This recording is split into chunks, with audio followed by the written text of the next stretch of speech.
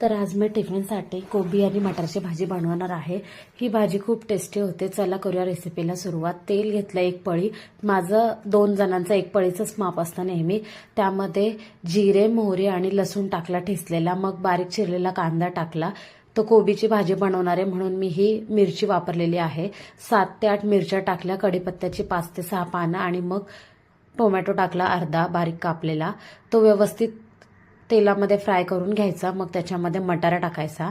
मटार सुद्धा तेलामध्ये व्यवस्थित फ्राय करून घ्यायचा। हळद आणि धने पावडर टाकायची। मग कापलेला कोबी टाकायचा।